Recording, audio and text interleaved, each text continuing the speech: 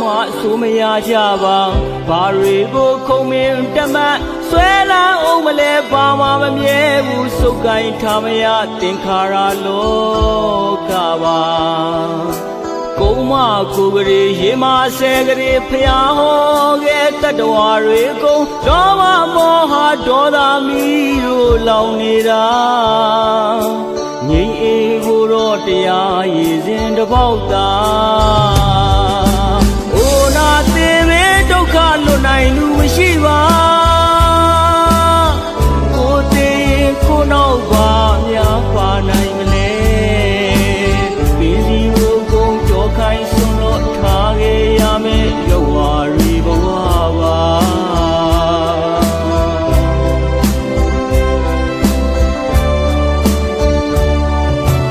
Pege no ma nau so yu so kau ku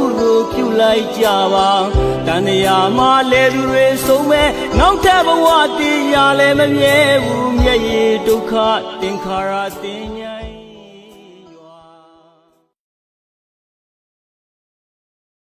Sinabura Hojaram Gadia Gori Goturu Twin Kanda Nyan Yak the Bopa Ang Susuma Gade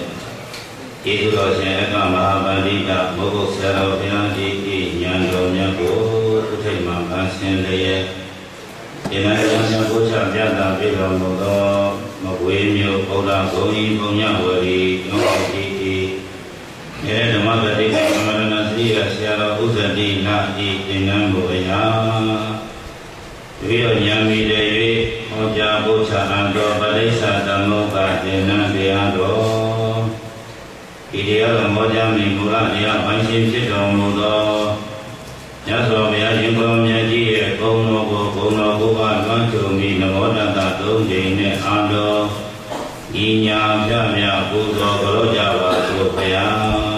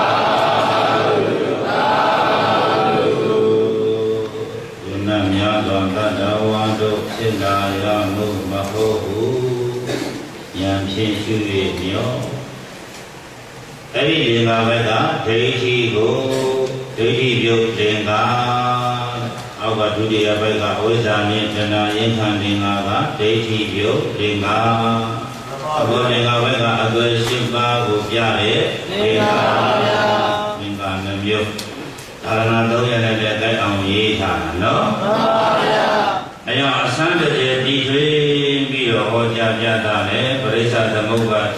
cho kênh Ghiền Mì Gõ Để không bỏ lỡ မတိတိအတ္တိသံဃာမတို့ကြောင့်ဒီဆိုပြီးတော့သာရဏ3ရက်နဲ့လည်းပဲကြိုက်အောင်ရေးထားတယ်နော်မှန်ပါဗျာသာရဏဘယ်နည်းနဲ့တော့3ရက်ပါဗျာ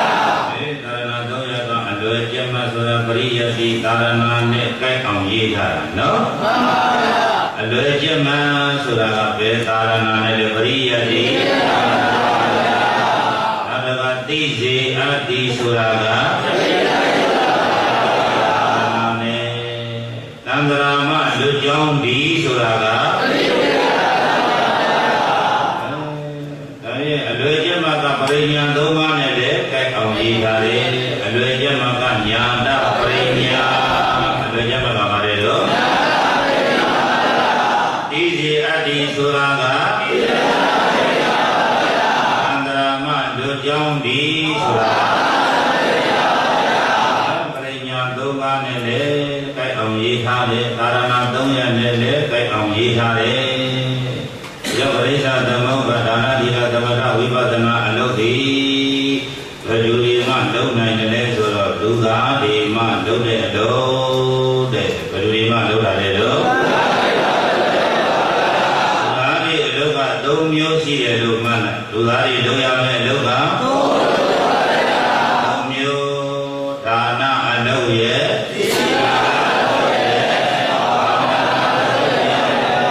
လူသားတွေလုပ်ရမယ့်အလုပ်နော်မှန်ပါဗျာအလုပ်ဘယ်နှမျိုးလဲတော့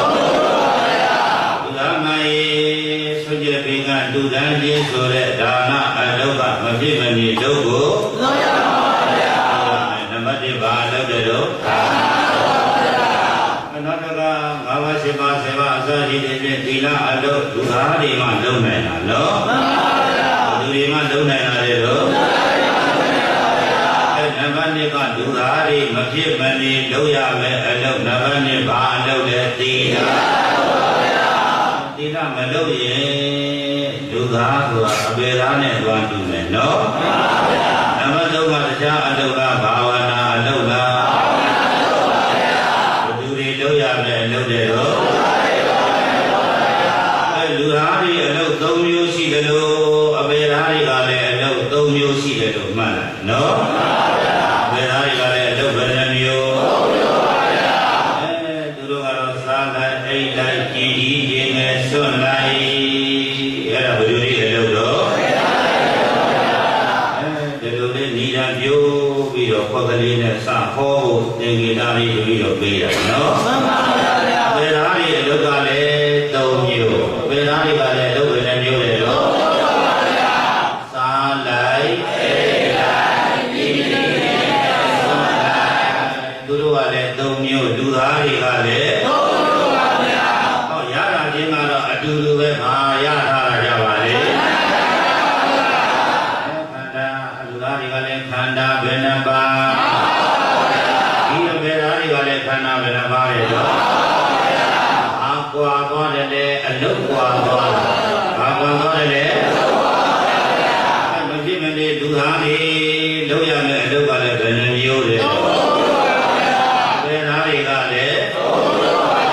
သူတို့အလုတ်ကတော့စားယုံမဲ့အိပ်ယုံမဲ့အပေါ့အဒီစွန့်ယုံလောက်ပဲနော်မှန်ပါဗျာအာနဒုက္ခရဲ့လား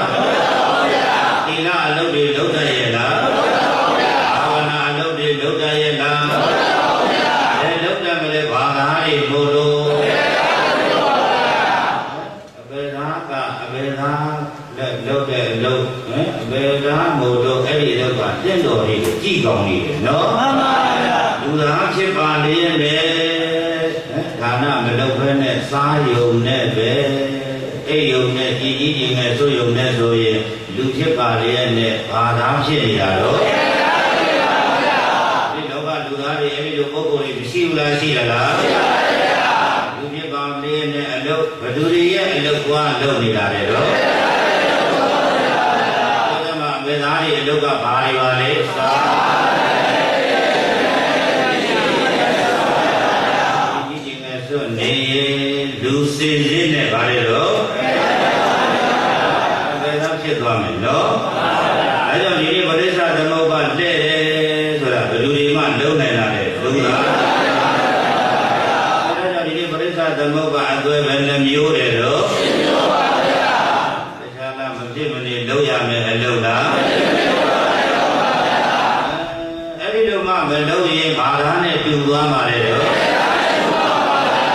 အဲဒါကြောင့်အသွဲရှိပါကိုလဲ့မဲ့မူလနှပြဆိုသည်မှာ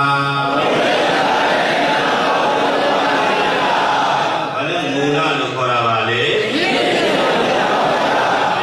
အမြင်အစအဦးဆုံးဖြစ်ပေါ်တဲ့တရားဘုရုရဲ့ရည်တောင်းကြီးအဲ့ဒီလိုလေးအစတို့အစတုန်းကတော့တန်ခါအစမတွေ့ဘူးဘုရားရှာပေးလို့တွေ့တာပုဂ္ဂိုလ်အစလားဓမ္မရဲ့အစလားပုဂ္ဂိုလ်အစကဘာလို့မတွေ့တာတော့လေမရှိလို့ကိုပညာရည်သိဆိုတဲ့အတိုင်းပုဂ္ဂိုလ်ရဲ့အစကမရှိလို့ကိုရှိလို့မတွေ့တာလားမရှိလို့ကိုမတွေ့တာလားဒါလည်းဘာရဲ့အစကိုတော့တွေ့ပါလေဘာရဲ့အစလဲတော့ဓမ္မရဲ့အစပြန်ပြောဘာရဲ့အစလဲတော့ဓမ္မရဲ့အစကအတိတ်မူလကဘယ်မူလဘယ်မူလဥဆောင်နေဝိထောက်တော့ဗာတိစ္ဆာဝိဇ္ဇာပစ္စယဝိဇ္ဇာပစ္စယသင်္ခါရဆိုတော့ဝိဇ္ဇာကအကြောင်းသင်္ခါရကအကြောင်းကိုဉာဏ်ရှင်းဘယ်ကိလေသာစဉ်အကြောင်းကိုဉာဏ်မရှင်းတော့ဘယ်ကိလေသာဝင်ဒီတော့အကျိုးလည်းအကျိုးလို့ပဲပဲနေပြီးပါမလားငါလုပ်တယ်ဆိုတော့ဘယ်ဒိဋ္ဌိအဲ့တော့အရိမနှလုံးချင်းဒိဋ္ဌိပြုတ်မယ်ဆိုရင်ဟောအဝိဇ္ဇာကအကြောင်းဆိုရင်သင်္ခါရကအကြောင်းနဲ့အကျိုးလို့သိလိုက်တော့ဘယ်ဒိဋ္ဌိပြုအဲ့ဒီဟောဒီသင်္ခါရဖြစ်ပေါ်လာတာဒီအဝိဇ္ဇာအကြောင်းတတ္တိကင်းရဲ့လားတတ္တိမကင်းဘူးဆိုတော့ဘယ်ဒိဋ္ဌိပြုဟောဒီမှာဒီသင်္ခါရဒီအဝိဇ္ဇာဒီဟောဒီသင်္ခါရနဲ့ပါရဲ့လားမှန်ပါဗျာအကြောင်းလုပ်ပြီးတာလည်းဒီလားကမပြည့်ဘူးလားပြည့်သွားတယ်လားမှန်ပါဗျာပြည့်ပြည့်ညာတော့လည်းပဲအပြည့်မြင်ပဲဒိဋ္ဌိစေဒီအဝိဇ္ဇာဒီသင်္ခါရနဲ့ပါရဲ့လားမှန်ပါဗျာမပါဘူးလို့မပါဘဲမပါကြတော့လည်းအကြောင်းတတ္တိကင်းရဲ့လားမှန်ပါဗျာဘယ်သူကြောင့်သင်္ခါရဖြစ်တာဘယ်သူတတ္တိလေးပါလာပါလဲတတ္တိမကင်းဘူးလို့သိလိုက်တော့ဗေဒိဋ္ဌိပြောသင်္ခါရပစ္စယသင်္ခါရကအကြောင်းဆိုရင်အကြောင်းအကျိုးလို့သိလိုက်တော့ဗေဒိဋ္ဌိပြောသက္ကာယဒိဋ္ဌိပြောအကြောင်းအကျိုးလို့သိလိုက်တော့ဗေဒိဋ္ဌိပြောသင်္ခါရကြောင့်ဟောဒီမှာဝိညာဉ်ဖြစ်တယ်ဆိုရင်လည်းဝိညာဉ်တွေကသင်္ခါရပါရဲ့လားအကြောင်းလုပ်ပြီးတာနဲ့အကျိုးပေါ်လိုက်တာနဲ့အကြောင်းကပြည့်တယ်တော့ပြည့်မြင်ပါဒိဋ္ဌိစဉ်ဘုရားသင်္ခါရရဲ့တတ္တိကျေစုကင်းရဲ့လားမကင်းပါဘူးဗျာဘုကျေစုမကင်းဘူးလို့သိလိုက်တော့ဗေဒိဋ္ဌိပြောဝိညာဏပစ္စယဝိညာဉ်ကအကြောင်းနာယုတ်ကအကြောင်းအကျိုးလို့သိလိုက်တော့ဗေဒိဋ္ဌိပြောဝိညာဉ်ကယုံနာဖြစ်အောင်လုပ်ပြီးမှလို့ယုံနာနဲ့ဝိညာဉ်ပါရဲ့လားအကျိုးပေါ်လိုက်တာနဲ့အကြောင်းပြည့်ပြည့်မြင်ပါဒိဋ္ဌိစေဘုရားသူကျေစုမကင်းဘူးဆိုတော့ဗေဒိဋ္ဌိပြောနာမရူပပစ္စယနာယုတ်အကြောင်းတရားကြောင့်အကျိုးတရားပါခေါ်လာလေအကြောင်းအကျိုးလို့သိလိုက်တော့ဗေဒိဋ္ဌိပြောအာနာယနာပေါ်လာတဲ့နာယုတ်အကြောင်းကမပြည့်ဘူးလားပြည့်သွားတယ်လားပြည့်မြင်ဗေဒိဋ္ဌိစေသူကျေစုမကင်းဘူးဆိုတော့ဗေဒိဋ္ဌိပြောသဝိုင်းထဲမှာအဲ့ဒီလိုလေးဒိဋ္ဌိဖြုတ်ပုံဖြုတ်နည်းတွေနော်ဒုက္ခလေးနဲ့တောင်းပြီးတော့အင်္ဂါ7ပါးကိုဒိဋ္ဌိဖြုတ်ပုံဖြုတ်နည်းလေးကိုပါဇက်ထဲမှာနှုတ်တဲ့ရအောင်သဝိုင်းထဲမှာဖြုတ်လိုက်နော်အဲ့ဒီလိုလေးကိုပါဇက်ထဲကြည်ထားတော့အောက်ဟောလို့ခါလို့ဆိုလို့ရှိရင်ဒိဋ္ဌိပြုတ်တဲ့နည်းလေးကိုယ်ထဲမှာရှင်းရှင်းလင်းလင်းလေးဟောတတ်တယ်နော်အာလာယရဏပစ္စယအာလာယရဏအကြောင်းကြောင့်အကျိုးပါခေါ်လာလေ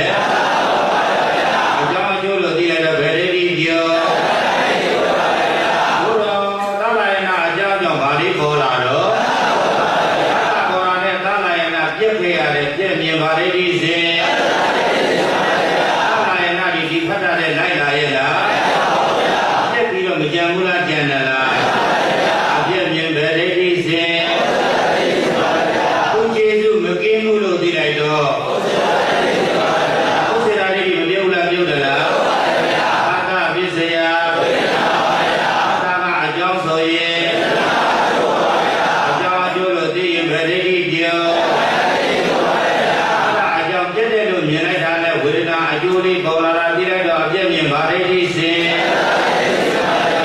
သတ္တနေယဝေဒနာအစားထိုးလိုက်တော့ဗာရိတိပြော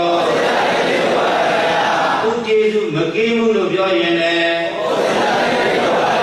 သတ္တနေယမှာဝေဒနာအစားထိုးပြီးပေါ်တယ်လို့ပြောရင်လည်းဟုတ်စီရာလေးဒီတူတူပဲနော်ဝေဒနာပစ္စယဝေဒနာအကြောင်းကြောင့်အကျိုးပါပေါ်တယ်အကြောင်းအကျိုးလို့သိလိုက်မြင်လိုက်တော့ဗေရိတိပြောဒီဝေဒနာအကြောင်းတရားပြည့်မြင်ဗာရိတိစဉ်ဒီဝေဒနာတရားမှာတဏှာအစားထိုးလိုက်လို့သိလိုက်တော့ဝေဒနာကျေစုမကင်းဘူးလို့သိလိုက်တော့တဏှာပစ္စယတဏှာကအကြာဥပါဒာအကြောင်းအကျိုးလို့သိလိုက်တော့ဒီတဏှာဒီပြည့်ပြီးဉာဏ်နေတော့ပြည့်ပြီးတော့ဉာဏ်နေတော့နောက်ပါမလာဘူးလို့သိလိုက်တော့ပြည့်တတ်တာပဲလေဒီတဏှာဒီဥပါဒာနဲ့ပါမလာဘူးဆိုတော့တဏှာနေရာဥပါဒာအစားထိုးတယ်ဆိုတော့ဥပါဒာပေါ်ခြင်းဒီတဏှာရဲ့ကျေးဇူးမကင်းဘူးဆိုရင်လည်းဥပါဒနာပစ္စယဥပါဒနာအကြောင်းကမ္မဘဝကအကြောင်းအကျိုးမြင်ဗာရိတိစဉ်ဒီဥပါဒာဒီ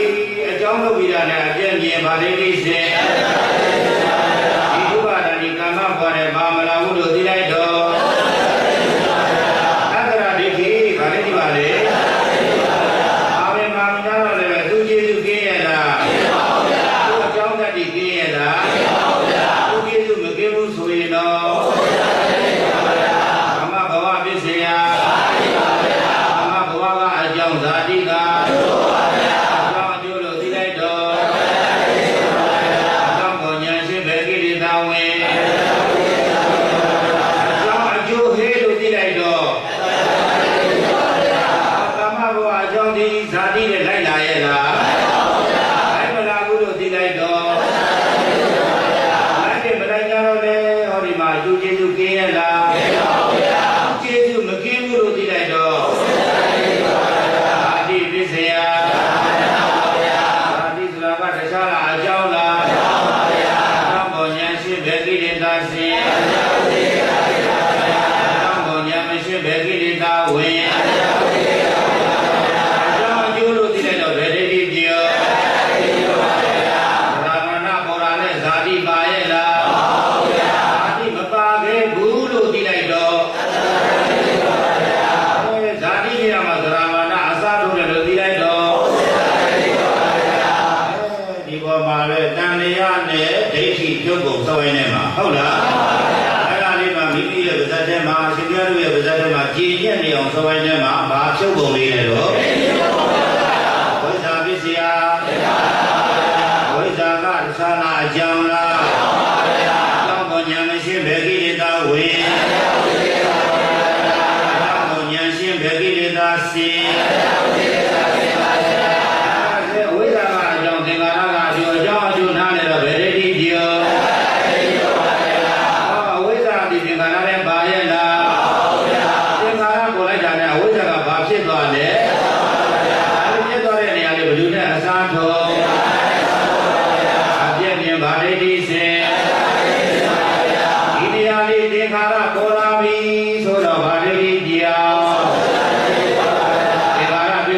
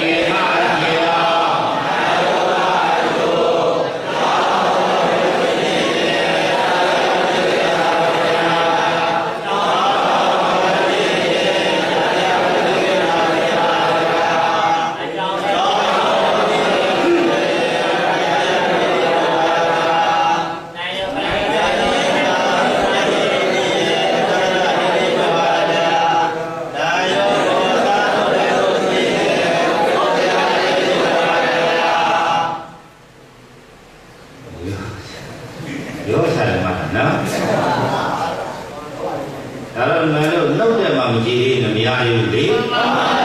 သူနဲ့ရင်းပြီးတော့စဝိုင်းလေးကိုနာယူသွားစဝိုင်းလေးစာရုပ်လေးကိုလေအကြောင်းပေါ်ညာမရှိတန်တရားဒီရှိတာအဲ့လိုလေးဒီအစားတို့ဥစ္စေတာဒိဋ္ဌိဟုတ်လားသင်္ခါရနေရာမှာဝိညာဉ်အစားတို့ကဗေဒိဋ္ဌိပြုတာတော့ပြတ်သွားတာမဟုတ်ဘဲနဲ့အစားတို့ဆိုတော့ဥစ္စေတာဒိဋ္ဌိပြုတာပေါ့အကြောင်းတရားကပြည့်ပေးရတယ်ဆိုတော့အပြည့်မြင်တော့အကြောင်းကအကျိုးမှပြီးတော့ပုဂ္ဂိုလ်သတ္တဝါပြောတော့ဗေဒိဋ္ဌိပြုတာဒါကြောင့်အင်္ဂါ7ပါးကိုစဝိုင်းထဲမှာကိုယ်ရှိမှသူများပေးလို့ရမှာနော်ဓမ္မဂတိကဆိုတာကိုယ်ရှိမှဓမ္မဂတိကဘာနဲ့တူလဲဆိုတော့ဓမ္မီနဲ့တူတယ်ကိုယ်ပဲပြန်လည်ရှိပဲလင်းနေတာဟုတ်လားဓမ္မီကကိုယ်လင်းတာလင်းပါဘူးဗျာအလင်းကိုထိုးလိုက်ရင်ပဲလင်းတယ်ရှိလင်းနေတာကိုယ်ကတော့ဘယ်လိုဖြစ်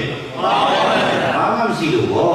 ဒါကြောင့်ကိုယ်ရှိမှပေးလို့ရနော်ဒါကြောင့်ဒီဒိဋ္ဌိကျုပ်ပုံပြုံးဒီအင်္ဂါ7ပါးကိုစဝိုင်းစာရွက်ခလီထဲမှာဒီခွက်နဲ့လည်းမဟုတ်ပဲနဲ့စဝိုင်းနဲ့လည်းပဲဖြုတ်တတ်အောင်လုပ်ရဟုတ်လားအခုတပည့်တော်ဒီထက်ကသင်္ကန်းမပါပေမဲ့လို့ဒါကညီတန်တို့တာလေးတွေဝန်စာလေးတွေရအောင်လို့လူသားတွေလုပ်ရမယ်အလုပ်က၃မျိုးဗါတယ်တော့လူသားတွေ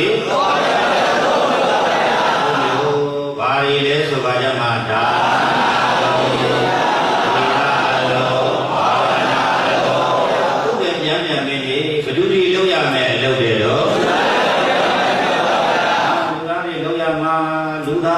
နေစားရုံအိပ်ရုံအပေါ်အလေးစွတ်ရုံနဲ့တော်ပါမလားတော်ပါဗျာအဲ့လိုဆိုရင်ဘာသာနဲ့တူသွားမှာလဲဘယ်သာနဲ့တူသွားမယ်ဘယ်သာနဲ့လောက်ကလည်းဘယ်နှမျိုးစားရုံနဲ့အိပ်ရုံဒီကျင်နဲ့ဘာသာတွေကိုလို့ပါလေသူတို့အတွက်သာသနာဆိုတာမရှိတရားဆိုတာမရှိပါဘူးမရှိတော့သူတို့အလုပ်ကတော့သူတို့အနေနဲ့ကြည့်ရင်မမှန်ဘူးလားမှန်တယ်လားမှန်ပါဗျာတို့အနေနဲ့ကြည့်ရင်မလွဲဘူးလားလွဲနေတယ်လားဒါကြောင့်ဒီပရိစ္ဆာသမုပ္ပါဟာလူသားတွေအလုပ်လုပ်နေရတဲ့အတွက်ကြောင့်နားလည်အောင်အသွယ်ဘယ်နှပါးနဲ့ပြရပါလေရှိပါဗျာအသွယ်ရှိပါကရည်ဓမ္မမူလလက္ခဏာအသွယ်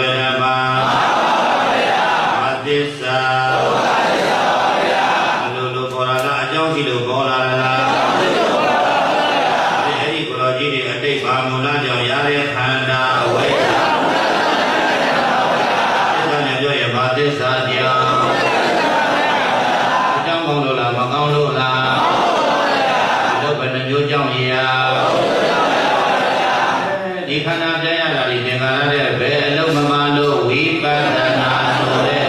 ဉာဏ်အလုံးမမှလို့ပြန်လက်ပြန်ဒီသင်္ခါရဘယ်အလုံးမမှလို့ဒါကြောင့်ဘာမငြိမ်းတာ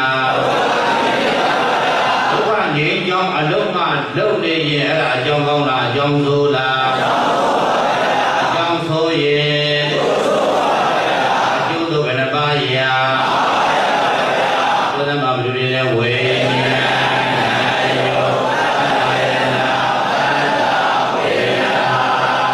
အကျိုးဆိုဘယ်နှမျိုးပါလဲခွက်နဲ့ရည်ကြည်လိုက်တော့ယူပဲခန္ဓာဝေဒနာခန္ဓာဉာဏ်ခန္ဓာ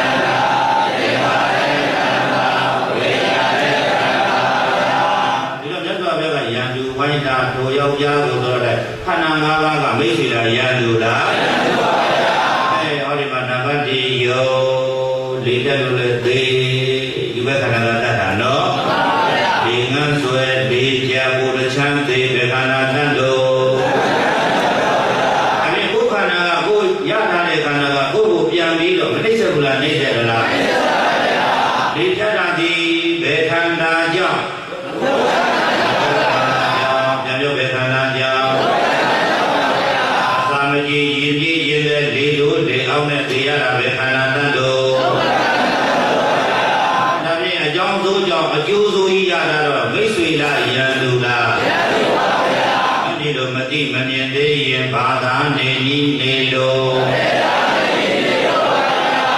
ယ်သားနဲ့မတူအောင်ဘာကိန်းနဲ့လုပ်ရပါလဲလို့ကဲဒါကြောင့်နံပါတ်1ကဘာခန္ဓာဒီကခန္ဓာလေးချက်လို့သေးတဲ့မသာနဲ့မရှိဘူးလားရှိတယ်လားဒီတချမ်းကိုဒီငန်းဆွဲအမျိုးမျိုးအစာမကြီးရင်ပြည့်ရင်လည်းအစာမစိတ်တော်သေးတဲ့ခန္ဓာတတ်လို့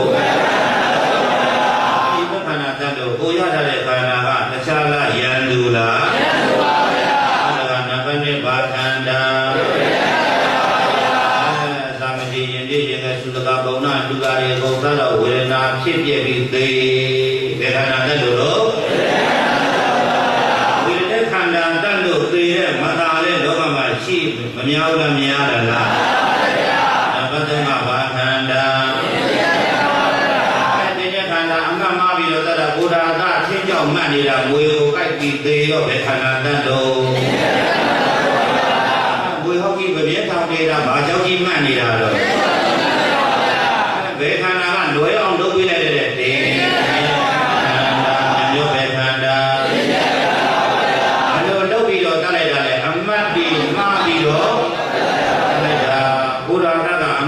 တစ်ချက်တည်းတို့ကဒီတိုင်းမှနေတာငါသားလေးလို့မှတ်နေတာငါသမီးလေးလို့မှတ်နေတာငါစီဝါတွေငါအိမ်တွေငါယာတွေလို့မှတ်နေတာဘာလွယ်နေတော့အမှတ်ဒီဒီမသိအောင်လားသိရမှာလားသင်္ခါရရဲ့တဘောကတခြားလားပြုပြင်လာလားပြုပြင်လိုက်ဒီလိုပြုပြင်လိုက်ဆေးလေးထိုးလိုက်ဆောင်းတော့နာလေးရှူလိုက်မရတဲ့ဆုံးသေးရောဘယ်ခန္ဓာတက်လို့ခါရဲဒီကလေးပြောကြည့်နောက်ဆုံးကဘာခန္ဓာလဲတော့ဝေကိုယ်စိတ်ကိုမနိုင်တော့သေးရောစိတ်ကောက်ရွယ်လို့စားရည်ရဲ့ပေါင်းချသေးဘယ်ခန္ဓာလဲလို့ဒါ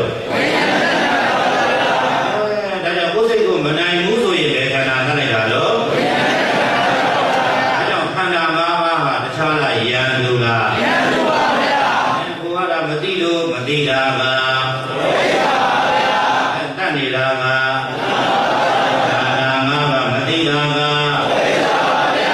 မကိုးအောင်မနာနာမသိသေးအောင်တတ်နေတာကအဲဒီလိုအတိမအမမအယူမနဲ့ဝိမာန17ပါးနဲ့အုပ်ချုပ်တာနော်အဲဒီတော့ဒီနေ့ဒီတို့ဘာလို့ခံနေရလဲကိုအောင်လုပ်ခံနေရတယ်ပြီးတော့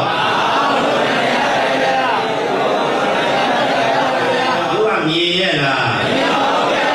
ပြောဘာသာတည်းရဲ့အလုံးလုံးမမြင်ပါအလုံးဘယ်နှမျိုးစိုးအောင်လုပ်မှလဲတော့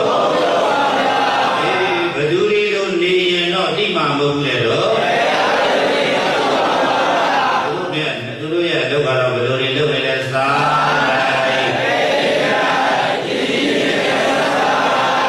နောက်ဒီဘယ်သူတတ်တဲ့တဲ့သေဦးမှလဲတော့ပြီးသွားမှလည်းတော့ခန္ဓာတက်လို့ဒီလိုကြံစပြီးတော့ပြောနော်အဲ့ဒီသဘောကလွတ်အောင်လို့ဆိုပြီးတော့မလေးက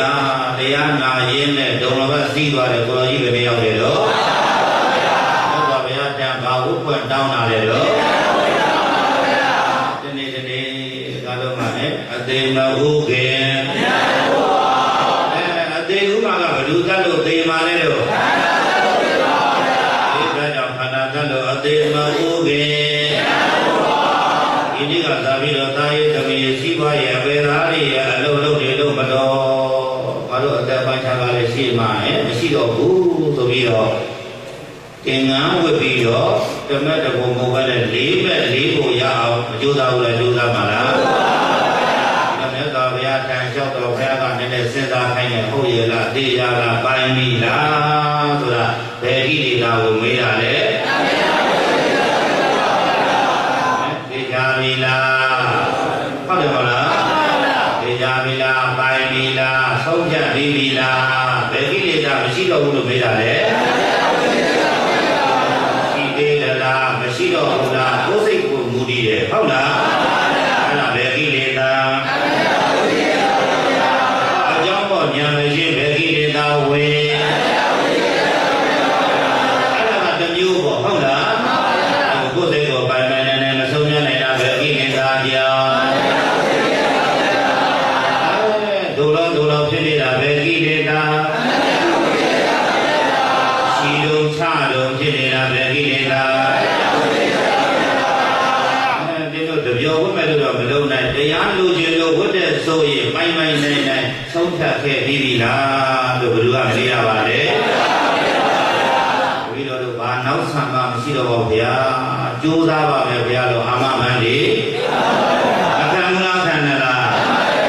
အဲ့တော့ခံလိုက်တဲ့အခါကျတော့သူတို့သင်္ကန်းဝတ်သွားပြီဆိုကြတော့မွေးဘူးလားဝတ်သွားလား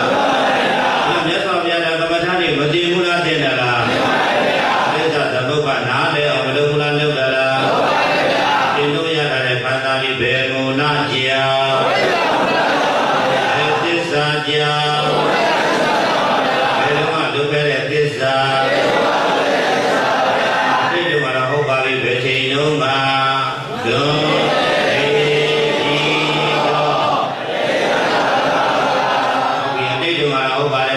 လုံးမှာအကြောင်းလုပ်လို့ဘာတွေရလာလို့အဲ့တော့အတိနဲ့ဘာတွေဖြုတ်ပေးရပါလေဒိဋ္ဌိချရင်ခန္ဓာနောက်ကချနော်အတိနဲ့ဘာတွေဖြုတ်ပေးတာညာတပရိညာဘာလဲလို့အတိမှုနဲ့ပိုင်းခြားပြီးတော့ဘာတွေဖြုတ်လိုက်တာလဲလို့ယောက်ျားမိန်းမပုဂ္ဂိုလ်သတ္တဝါမဟုတ်အကျိုးတရားခန္ဓာ၅ပါးလို့သိပါရည်ပြော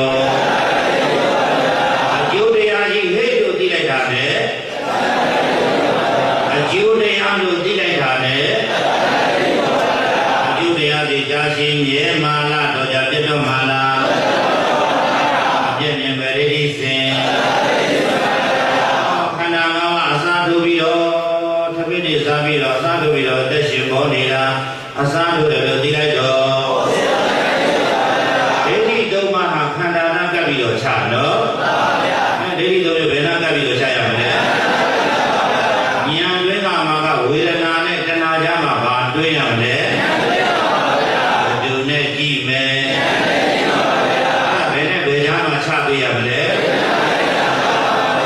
အပယ်လေးပုံမှာဒီဘက်အစုံမှာချရမယ်နော်အပယ်လေးပုံမှာဒီဘက်အစုံနိဗ္ဗာန်ကလည်းညာပဲဘုရားကဘယ်ပဲထုတ်လိချရပါနော်ဝိဇ္ဇာနဲ့သင်္ခါရကလည်းဘယ်ပဲအကြောင်းတရားပြန်လို့ပါလေရအကြောင်းတရားကဘယ်ဘက်ကိုချနော်အကြောင်းတရားဘက်ကဘယ်ဘက်ကိုချရမလဲဘုရားဘက်ကလည်းနိဗ္ဗာန်ကြတော့လေးပုံနဲ့နောက်ဟောမှာဝေဒနာပစ္စည်းဟာတဏှာဆိုတာလည်းဘယ်ဘက်ချရမလဲနော်အဲ့လိုချပြီးတော့တစ်ခါတစ်ဖက်စီတစ်ခါကိုပြပြီးတော့ဘလိုချဒီလိုချလို့ချအဲ့လိုဆိုရင်ကြည့်မကောင်းခွက်ချတဲ့နေရာမှာကြည့်ခြင်းစပွဲလေးချရတယ်နော်ခွက်ချတော့ဘယ်လိုချရမလဲကြည့်ခြင်းစပွဲတော့ခန္ဓာ၅ပါးကိုရထားတဲ့၅ပါးကဟုတ်ပါပြီတဲ့ဗာကြီးနဲ့နေတယ်ခန္ဓာကြီးနဲ့နေတယ်ခန္ဓာပါ၅ပါးကကြီးတော့မြင်ပြီးတော့မှဒီလိုပဲ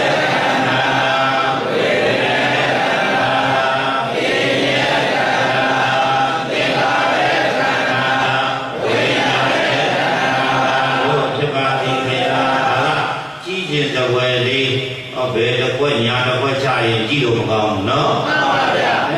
တခါလေလက်ကလေးကပြုတ်ရောပြောင်းရောခက်ချင်ချင်းကြီးမလုပ်နဲ့နော်မှန်ပါဗျာလက်ကလေးကိုနွဲ့နွဲ့ပြောတော့လေခေါင်းလေးတစ်ဆက်ဆက်နဲ့အမလေးဒီဒုက္ခကြီးများပြီဒီလိုလေးပေါ့နော်မှန်ပါဗျာဒါအဲ့ လိုပုဂ္ဂိုလ်တွေနာမည်ကြီးတယ်အဲ့လိုဘယ်လိုတရားတွေနာမည်ကြီးတယ်ဟုတ်လားတပည့်တော်မြင်ကဟိုဥပောဓိတာကြီးဆိုတဲ့ဟုတ်တယ်မလားဥပောဓိတာကိုယ်လည်းကြည့်ပါလားသူကဘယ်လိုတရားလဲဟောဘုညာနန္ဒဟုတ်တယ်မလားဘုညာနန္ဒလည်းဘယ်လိုတရားလဲဟောနောက်တော့ကအလောဥပ္ပညိယလို့လေဘယ်လိုတရားအဲ့ဒီပုဂ္ဂိုလ်တွေကပို့ပြီးတော့တက္ကမကိုကြိုက်တယ်ဟုတ်လားတက္ကမတွေကြိုက်များတယ်နော်ခင်ဗျားတို့ကြိုက်အောင်တော့မဟုတ်ပါဘူးသူတို့နားလေတဲ့ကိုကြီးကျယ်တဲ့ပွဲလေးပြောပြတာဟုတ်လားဘုရားရေဘယ်လိုလေးချရမလဲကြီးကျယ်တဲ့ပွဲလေးဘယ်လိုလေးတဲ့တော့တခါလေအောင်းဒီမှာဘယ်သူနဲ့ရှုမယ်ခန္ဓာပေါ်ဘာရောက်အောင်ပါလေကဲဒီလိုလေးကြလိုက်တော့ဘုလည်းပါလေကြည်လည်းကြည်တယ်မချစ်တဲ့ဆရာကြောင်းလေရှိပါဘူးဗျာအဲလိုလေးကလည်းတစ်တစ်ကွာကွာလေးဆုပ်ပြီးတော့ခိုင်းရနော်ဒီဖျားပွင့်လို့နော်ဒီညာတွေ့ရတာနေတဲ့ကြံပါရမီမဟုတ်ဘူးဒီလိုလေးပါနော်မှန်ပါဗျာသူဆိုတော့အောက်ကလည်းအိတ်ရှင်တဲ့စိတ်လေးလည်းပြောက်တယ်စိတ်ကဝင်လားဆိုတော့ဖြစ်အောင်လုပ်တာပါနော်မှန်ပါဗျာဘယ်လိုဖြစ်အောင်လုပ်တာလဲတော့စိတ်ကဝင်လားနိုင်ပြည့်ပြီးတော့ဆိုလို့ရှိရင်ဓမ္မကြီးလည်းမကတ်ဘူးမှန်ပါဗျာစိတ်ကဝင်တော့စေတနာပါတော့အကျိုးပေးတာပေါ့နော်မှန်ပါဗျာအောက်ကလေးကံကလေးကလေဘယ်လိုလေးကြရမလဲကြီးရှင်ဆိုဝဲလေဒီဆရာတော်ကြီးရှင်ပြတော့နာပြီးပြီမို့လားမှန်ပါဗျာသူ့ရဲ့အတန်လေးကကိုမေတ္တာတက်ကလေးပါတယ်နော်မှန်ပါဗျာဝိရောဆရာတော်မို့လို့ချီးကျူးတာမို့ကြည့်ကြည့်လိုက်ရှင်ဗျာဒီဆရာတော်ရဲ့မေတ္တာဓာတ်လေးတွေလေမှန်ပါဗျာဒါကြတဲ့တောင်းမှတွေလေးကိုပေလို့ပြောချက်ကတော့လေမှန်ပါဗျာမကောင်းလားကောင်းလားမှန်ပါဗျာအကောင်းကြီးမဟုတ်ဘူးသူနီးသူဟန်နဲ့ကောင်းတယ်နော်မှန်ပါဗျာသူနီးသူဟန်နဲ့ဗါလေတော့မှန်ပါဗျာဆရာတော်ရဲ့တရားနဲ့လေနာလေးတွေကမေတ္တာဓာတ်ကလေးတွေမှန်ပါဗျာမပါဘူးလားပါလားမှန်ပါဗျာသိစေခြင်းနဲ့တတ်စေခြင်းနဲ့ဓာတ်ကလေးတွေမှန်ပါဗျာမပါဘူးလားပါလားမှန်ပါဗျာသူ့ရဲ့ကလေးတွေလည်းနွဲ့နွဲ့လေးတွေဟုတ်လားမှန်ပါဗျာရင်းနေတာပဲပြုတ်ပြုတ်ပြောင်းပြောင်းလေးတွေဒါသူ့ပါရမီပြောပြတာနော်မှန်ပါဗျာအဲ့လိုသူပြတဲ့ပုဂ္ဂလိတွေကခိုင်လိုက်ပြီးဆိုကြတဲ့ကကြည့်ရှင်တော့မဖြစ်ဘူးလားဖြစ်တယ်လားဖြစ်ပါဗျာဟိုကလေးတိုင်းကလေးချလာလားပြော့ပြော့ပြောင်းပြောင်းလေးလားမချခြင်းတလို့မဟုတ်ပဲနဲ့ဖြစ်မော်မော်နေရာလေးမှာအောက်ကတန်းဖြေတတ်အောင်လို့ပုဂ္ဂလိနဲ့ထိပ်ပြီးတော့စောင့်နေတာဟုတ်လားပြုစမှာဘယ်ပေါ်မှာရောက်ဖို့အရေးကြီးတာပါလေအောက်ကဖြေပြီးမှသူကပုဂ္ဂလိကိုဘာလုပ်လိုက်ရမလဲသူကတခါလေးရှားပြီးတိုင်းမှာဘယ်ပေါ်ဘာရောက်ဖို့ဆိုတော့တကလုံးနဲ့ခွက်နဲ့မညီဘူးနော်အဲ့ဒါမှဘယ်ပေါ်ဘာရောက်ဖို့ညာရောက်ဖို့အရေးမကြီးဘူးလားအရေးကြီးတယ်လားအဲ့လိုပြောလေပြီးခွက်ကလေးလည်းခွက်တီဖြစ်နေတော့ခြေလည်းခြေတတ်တဲ့သဘောလည်းပေါက်လွယ်ဟုတ်လားဒါကြောင့်ခွက်ကိုင်းတဲ့နေရာမှာလည်းရေးမကြီးဘူးလားရေးကြီးတယ်လားဘုထောက်တဲ့နေရာမှာလည်းဒီတိတသင်္ဃာရနဲ့ဝိညာဉ်ကဒဇံဆိုကြတဲ့ကစက်ပေါ်မှာဘာရောက်အောင်ပြရမလဲနာနဲ့တဏှာကကမ္မဘဝနဲ့သာတိကဒီလိုတွေပြလှမ်းပြီးတော့ဘုံမကြီးပဲလို့တို့နေရင်အောက်ကဒီလိုအဘိဓမ္မာတွေဆိုတာနည်းနည်းနဲ့မဖြေတတ်ဘူးနော်မှန်ပါဗျာအဲ့တော့ဒုက္ခတွေလည်းတိတိကျကျလေးအဲ့ဒီပေါ်ရောက်အောင်မလုပ်ရမလဲမှန်ပါဗျာအကြောင်းကဘယ်လိုပါလဲသင်္ခါရအကျိုးကဘယ်လိုပါလဲဝိညာဉ်အဲ့လိုပြောပြီးဆိုတဲ့ကဒုပရိကဘယ်ပေါ်ရောက်အောင်ထောက်ရမလဲဒုပတိထောက်မိအောင်ဝတ္တိပြအောင်ထောက်ပေးရတယ်နော်အဲ့လိုဒုထောက်လည်းအရေးကြီးတယ်ဖွက်တော့တာလည်းပဲအရေးကြီးပါဗျာအဲကြောင့်ရှင်မရဒီမှာတပည့်တော်တို့မထင်မှတ်ပါဘူးဒီကြီးတွေဟာနော်ဒါပေမဲ့စားတဲ့ရကိုယ်ကပုံမြောက်တွေကထွန်းတာလားဆိုတော့မဟုတ်ပါဘူးစင်ပြူကျော်ဆရာတော်ဥဒ္ဓမတာရရဲ့နီးပါတဲ့တဘောပါရဲ့လားမှန်ပါဗျာဆရာတော်ကြီးရဲ့နီးတယ်တော့ဥဒ္ဓမတာရရဲ့နီးဆရာတော်ဥဒ္ဓရိကသူ့တပည့်ဥဒ္ဓမတာရရဲ့တပည့်နော်အဲ့ဒီဒီဆရာတော်ဥဒ္ဓနန္ဒဟုတ်ဓမ္မရဏီဆရာတော်ကလည်းရှင်လေးလုံးဆရာတော်ရဲ့တပည့်တို့တော့သူကတော့နီးမကိုဒီကတော့နီးနာလေးတရားတပည့်တို့သုံးပါးကစတယ်ဆိုမှန်ပါတယ်တပည့်တို့ဒီမှာသင်တန်းတဲ့သုံးပါးလေးသုံးပါးလေးဆိုတော့ဟိုစာကြည့်တဲ့ကောင်လေးလို့စောင့်နေပြင်ကြောင်းမယ်ရှိတယ်အဲ့သုံးပါးလေးဆိုတော့တပည့်တို့ဘုန်းကြီးကတော့သူအားရကမရှိဘူးသူကအဲ့ဒီမှာတအားကိုတရားဝဲရှုံးတယ်တပည့်တို့ထားခဲ့တယ်ညပဲပြည ညာပဲပြတော့ပြီးတော့သုံးပါးတဲ့ဆိုတော့အကုန်မကောင်းတော့မလေးစားဘူးပေါ့အဲ့တော့နှစ်ပါးတဲ့ဆိုတစ်ပါးပရင်မောတဲ့အောက်ကနှစ်ပါးကဖြေဖို့ဆိုအောက်ကနှစ်ပါးကတစ်ပါးကချဲဝါဒနာပါတော့ပလင်နာကြည့်နေတယ်ဆိုပြီးတော့ပြောရတယ်ဒီရောပေါ့အဲ့ဒါပြီးတော့မတတ်ဘူးအဲ့ဒါကိုချင်းစားပြီးတော့ပြီးတော့အဲ့တော့ပြီးတော့ညံလဲပုံအော်တာအော်ခဲ့တဲ့အကျိုးညံပွင့်လို့ရှင်မရတော့ဖြေတာဖြေအော်တာဖြေမဖြေခြင်းလဲဖြေခြင်းလဲဖြေဆိုတော့ဘာလို့ခိုင်းတာလဲညံခိုင်းတာညံနေပွင့်လာတော့ညံမဖြတ်ဘူးလားဖြန့်လာလားညံဖြတ်လိုက်တော့ဒီတရားတွေကဟောတရားတွေကိုမဟုတ်ပါဘူးဗျာကျက်ဟောရင်တော့ခုနကတပုတ်ကျက်တပုတ်ဟောကိုဟောနောက်ထပ်ပြန်ကျက်ပြီးမှာမဟုတ်ဘူးနော်ဒါကဘာဖြန့်တဲ့တရားတွေတော့ဒါကြောင့်မောတယ်လို့ပြည့်တယ်လို့သဘောမထားပဲနဲ့မေးရင်ပြည့်ရပြည့်တယ်ဘောရာကြီးနေနော်အဲ့ဒီအကျိုးကျေးဇူးကကိုယ်ဟာကိုသင်္นานပြီးသွားမှသိတယ်ပဲဉာဏ်ပွင့်သွားတာအဲ့ဒီပုဂ္ဂိုလ်ဟုတ်လားဒါကြောင့်ရှင်များတို့တပည့်တော်ဒီလိုပြောရခြင်းကဟောတာယူရသွားသေးခြင်းတာပေါ့ဟောတော့ဟောတဲ့တရားတွေကဒီနည်းယူတယ်ဆိုဒီနည်းရသွားသေးခြင်းဟုတ်လားအဲ့ဒီလိုခန္ဓာကလည်းပဲရှင်များတို့ဒီမှာပုဂ္ဂလိတွေကတပည့်တော်မတူအောင်ပြတာတော့ဒီဟာဒီခွက်ဒီလေးခွက်တိရနာမည်ကြီးတာပါဟောဒီရနာမည်ကြီးတာမဟုတ်ပါဘူးနော်ဒီကိုလာကြတယ်ဆိုတာရှင်များတို့ဘာနည်းလိုချင်လို့လဲဒီလိုတရားတော်မှာလက်ခံတော့တယောက်တစ်ခါတယောက်မပေါက်ဘူးလားပေါက်သွားတယ်လားဟိုဆရာတော်ပြတာရှင်းတယ်ဆိုတော့သူကဒီမဲ့ရှင်းအောင်လို့ဖြေတတ်အောင်လို့ကိုအယောင်လေးတွေနဲ့ပြပြီးတော့ခွက်ကလေးနဲ့ဟောတော့ခွက်နဲ့နာမည်ကြီးတော့တာတရားကတော့သူလိုကိုလိုပါပဲနော်အဲ့တော့ရှင်များတို့ဝါမကျုပ်ကနေမှာဗာလေးရသေးတယ်ခွက်နီးလေးကိုရအောင်ယူသွားသိကြပါလေနော်အဲ့တော့ခိုင်တဲ့နေရာမှာဘယ်လိုလေးဖြစ်အောင်ခိုင်ကြရမှာလဲတော့ဖြည့်ခြင်းသပွဲလေးဖြည့်တတ်အောင်လေးကိုခွက်ကလေးကိုဘာလို့ရပြရမလဲခိုင်ကြရမယ်တခါတည်းစကားလည်းအစုံခွက်ကလေးသူတို့ဖြည့်ပြီးတာနဲ့ခွက်ချပြီးတာအဆုံးလေးဖြစ်သွားရမယ်နော်ပြီးတော့ကတပည့်အစင်ဆရာတော်ကြီးလာမှပို့ပြီးတော့ကြီးဆုံးပါဒါပြီးတော့ဉာဏ်လေးလေးနော်ပြီးတော့ရဲ့တရားဟောရဲ့တက်တန်းက7နှစ်9နှစ်ပဲဆိုတော့မကျွမ်းကျင်သေးပါဘူးမကျွမ်းကျင်မဲ့လို့ကျွမ်းကျင်တဲ့လောက်ပြပြတာနော်ကဲဒါကြောင့်ဘောပလီတွေချပြီဆိုတဲ့ကလည်းကိုချတဲ့ခွက်ကိုကဲညာဘက်ကချတာကနိဗ္ဗာန်ကဘယ်ဘက်ကိုချရမလဲကဲဒီကောင်ကလည်းသနာတိပြဥပါဒံတန်ကလည်းအတိပိပြသရမရဏကလည်းအကြောင်းတရားတွေကတော့ဒိဋ္ဌိကခန္ဓာရဲ့နောက်ဝိမှာဒိဋ္ဌိကရတယ်လို့မှတ်လိုက်ပါဟုတ်တယ်မလားဒီကသာရိယဘောဂလိကဘယ်နာလေးမှာကပ်ပေးရမလဲအကြောင်းတရားလေးအကြောင်းတရားလေးတရားလေးနာမှာဘာကပ်ပေးရမလဲအကြောင်းပေါ်ညာမရှိပဲကိလေသာဝင်အကြောင်းတို့ပိုင်ပိုင်နဲ့မသိပဲကိလေသာရာအကျိုးတို့ပိုင်ပိုင်နဲ့ပြီးတော့ဘယ်သူတွေရောက်လာတယ်ဒိဋ္ဌိကဘယ်နဲ့ပါသုံးပါးကဘယ်သူတွေလဲသက်သာယဒိဋ္ဌိသက်သာယဒိဋ္ဌိသုံးပါးရဲ့သဘောကငါကို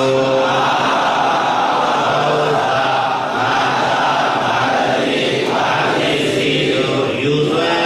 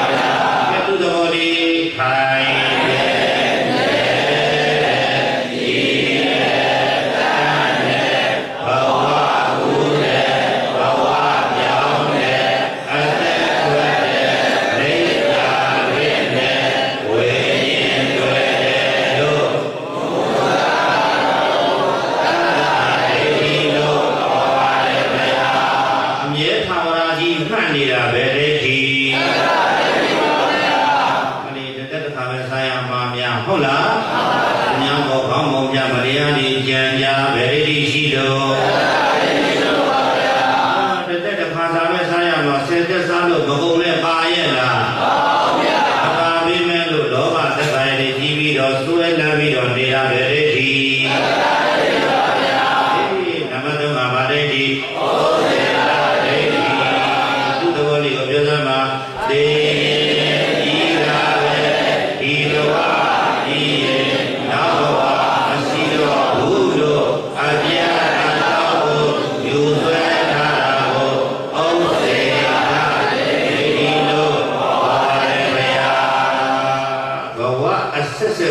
လွဲချော်ခဲ့တာဒိဋ္ဌိပဲနှပါလေတော့သံဃာအဆက်ဆက်ကနေအမှားမှားအယွင်ယွင်ဖြစ်လာခဲ့တာဒိဋ္ဌိပဲနှပါဘုလေးပြီးတော့ဒိဋ္ဌကာလတော့ကလည်းဘယ်နှပါနဲ့မှားခဲ့တာ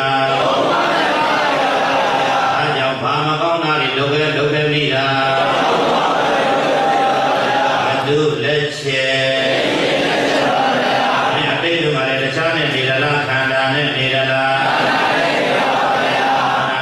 ဒိဋ္ဌိဘယ်နှပါးနဲ့နေခဲ့တာဘာရီလွဲလာလဲအကြောင်းလွဲရဲ့အလုတ်တယ်အလုတ်လွဲတော့အရောက်တယ်လက်ွက်သေးရာလူကျင်နာကပြန်ရတော့ဘာမကောင်းလို့ဘာမကောင်းတာမြင်ရဲ့လား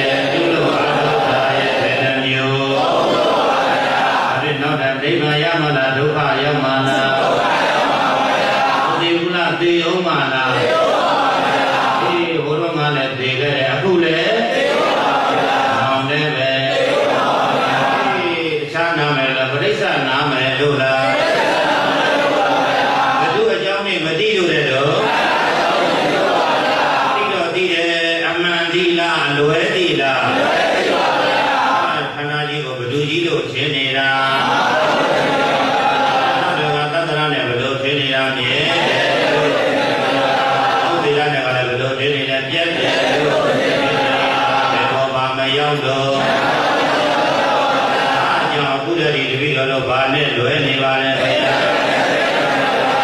ညမသိတဲ့၍တပည့်တော်ဘာနဲ့နေနေပါလဲဗျာဘယ်နဲ့နေတာဒီအပေရောက်ကြောင်းအလုပ်တွေဘယ်နှမျိုးလုံးနေလို့ဒီနေ့စားနိုင်ဒီရဲ့အလုပ်လုပ်နေလို့ပါဗျာအကြောင်းလည်းမသိအကျိုးလည်း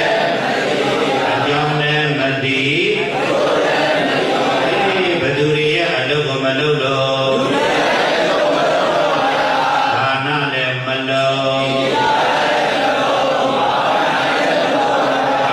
အကြောင်းအကျိုးနားလေသေးလား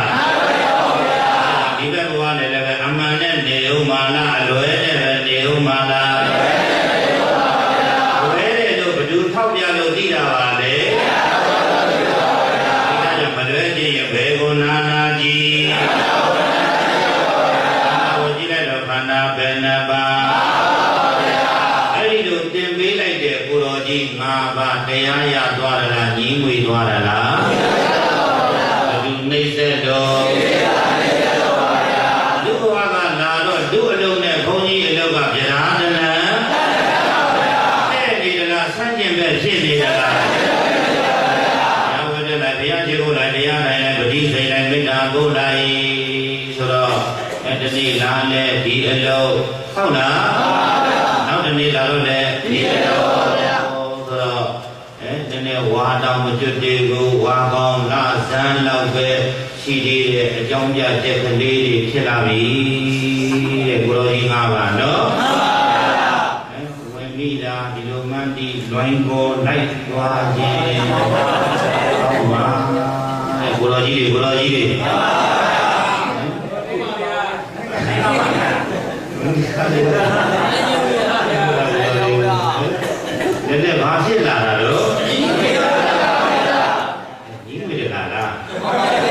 ကြီးဝေလာလားကြီးဝေတယ်နော်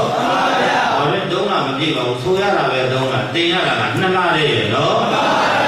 အဲ့ဒါနဲ့သံဃာစားလိုက်ဆရာရှိခိုးလိုက်ဘုရားဝတ်တဲလိုက်တရားရှိမှန်လိုက်ဘယ်သူတွေရဲ့အလုပ်လုပ်နေလဲလူသားတွေရဲ့ကမ္မဋ္ဌာန်းတွေတင်ရှုမှန်ဆိုတော့ဘယ်ဝတ်ထဲကတရားတွေကနှိမ့်ဆက်လာတာလဲလောဘကွဲတဲ့တရားတွေကတရားတိုင်းရင်လည်းနှိမ့်ဆက်လာတာတဏှာရဲ့ဥပါ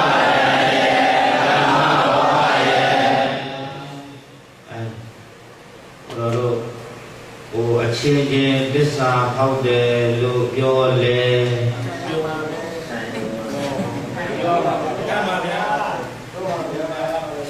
လောက်ပါတလုံးလေးကြာရင်ဖြည့်လိုက်တာပါဒီလိုဟာအိမ်မှာမဖြစ်ဘူးဘိုးတော်မှာဘိုးတော်အာနာလို့ဒီလိုကောင်းနေနေတာဟိုဒီလိုပြောတော့ဘိုးတော်စိတ်တော့ရှိပါနဲ့ရှိပါဦးဗျာဒါလဲဘုရားလူလူအဲ့လိုလို့ပဲဖြစ်နေဒီလိုမှလည်းဟိုအမှန်တိုင်းပြောရရင်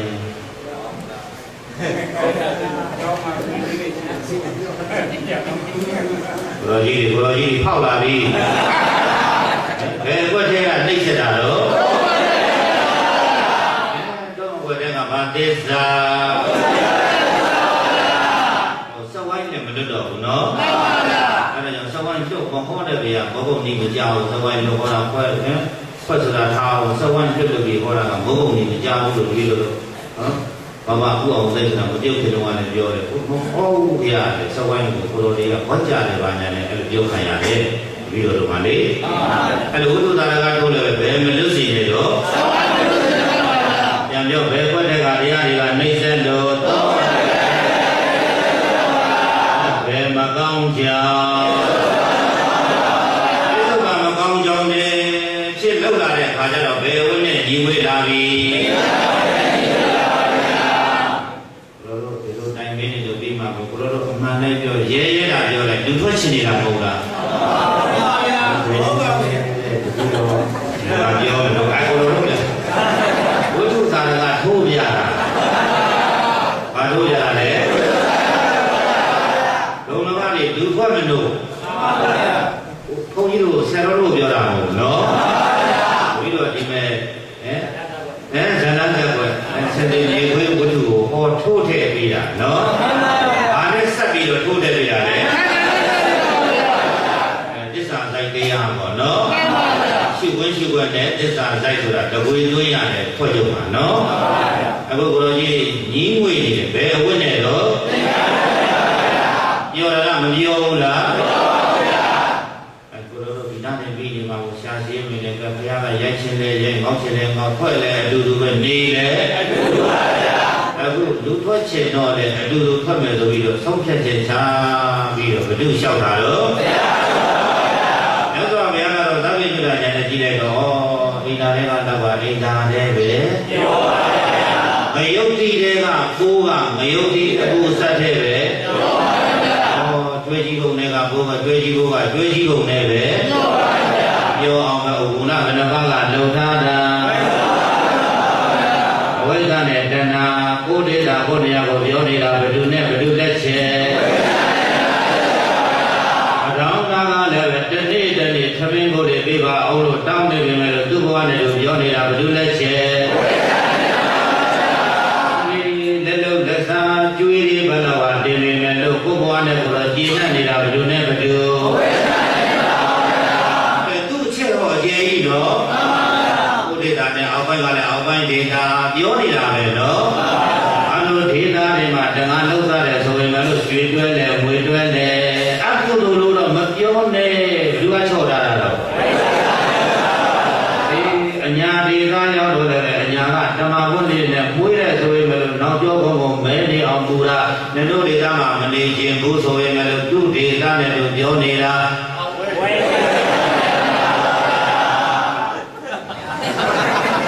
အဲ့ဒါလည်းကြာဘောလားဟုတ်ပါလားကိုမေးတာပါဟုတ်မ မရှိမချက်ကြီးလည်းမဟောရဘူးဟုတ်လားထွက်တဲ့ဝန်သက်တောင်ကြားမတွေ့တော့ဘယ်ဘောက်ကသေမှကြောက်ရတယ်ဟုတ်လား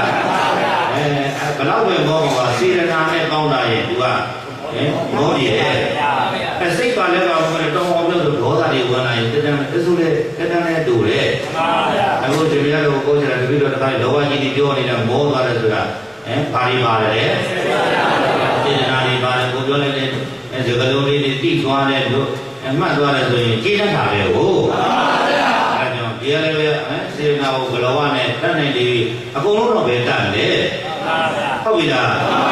အကုန်လုံးတော့ပဲကုသနိုင်မယ်လေပြီးတော့ပြိပရိစ္ဆာသုံးပါးကခက်ခဲခြင်းတရား၄ပါးထဲမှာပါတယ်မို့လားခက်ခဲခြင်း၄ပါးကပါတယ်လေ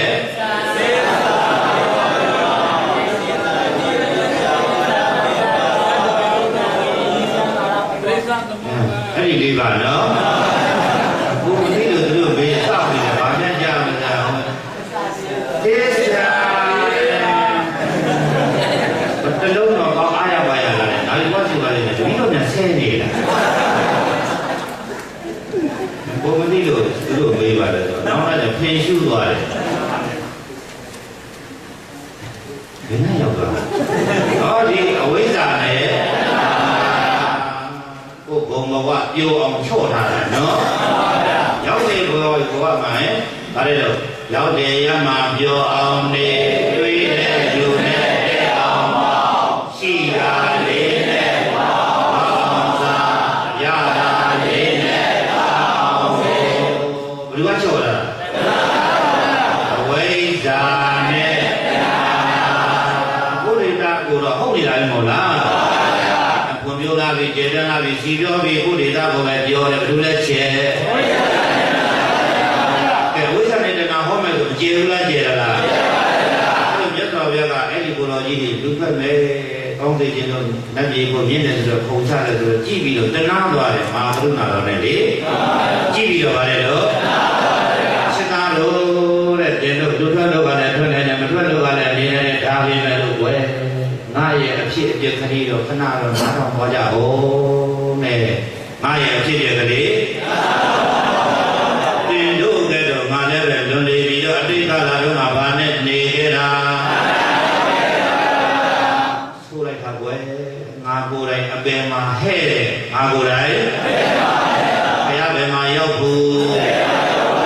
ဘုရားဘယ်ဘုံမှာလဲတော့ဘယ်လေးကိုပြန်ရောက်ဘုရားဘယ်ဘုံမှာအတိတ်ကာလဆိုတော့ဘယ်ကွက်ထဲတော့ငါအာမကောင်းလို့အပေရောက်တာဘယ်မူလနှိမ့်ဆက်လို့အချမ်းလွဲလို့လားအလုပ်တွေလွဲလို့လားဘယ်ချိန်တော့ငါဘုဖတ်လို့ကလည်းခဏနိုင်ပါလေကွယ်တင်တို့လိုပဲငါလည်းဗာနဲ့နေတယ်လုံးပြီလို့ဘသူတွေရဲ့အလုပ်ကိုမလုပ်ပြီလို့ပါလေညာနဲ့ကိန်းရလားမကိန်းခဲ့ဘူးလား